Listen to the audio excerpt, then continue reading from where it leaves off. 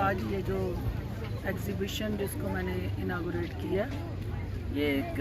بہت اہم اس وقت کی ضرورت ہے جب بڑھتی ہوئی مہنگائی سے ہماری مشکلات معاشی سطح پہ بڑھ رہی ہیں تو پھر ہمارے گھروں میں بیٹھی ہماری بیٹیاں ہماری مائیں جو ہیں اپنی ہنرمند ہوتے ہوئے اس مشکل سے اپنے بچوں کو اپنی فیملی کو آسان طریقے سے نکال سکتی ہیں۔ تو یہ جو آج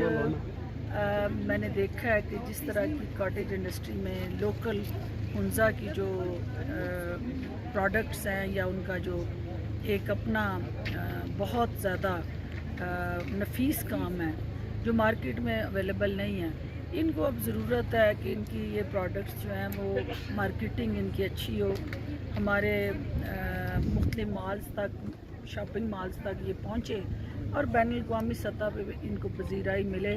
کیونکہ اس طرح کا ہینڈ میڈ کام جو ہے وہ بہت کم دنیا میں اس وقت دستیاب ہے۔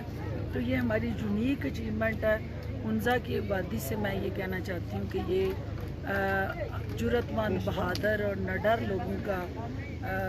ایک ایسا علاقہ ہے جہاں پہ ہمیشہ انہوں نے پاکستان کے ساتھ وفا نبھائی ہے، پاکستان کے ساتھ محبت کی ہے۔ تو ان کی بیٹیاں، ان کی مائیں اور ان کی بہنیں جو ہیں کاٹیج انڈسٹری کے ذریعے اس علاقے کے اندر ترقی اور خوشحالی کی سفیر بن سکتی ہیں، اور میں پی ٹی آئی کی جو گلگت بلتستان میں گورنمنٹ ہے ان سے یہ توقع کرتی ہوں کہ پی ٹی آئی کے منشور کے اندر جو آپ کا خواتین کو امپاور کرنے کا، بااختیار بنانے کا ہمارا سب سے بڑا جز ہے، اس کو ہر حال میں پی ٹی آئی کی لیڈرشپ جو ہے یہاں ان خواتین کی سرپرستی کرے، ان کے لیے اپرچونٹیز کریٹ کرے اور ان کی پروڈکٹ کو مختلف ڈسپلے سینٹر بنا کے باقی ملک کے کونے کونے میں پھیلانے کے لیے کردار ادا کرے۔ اور میں ہنزا والوں کی اسپوکس پرسن بن کے جہاں جہاں ان کی آواز کو، ان کی اس ہنر کو، ان کی اس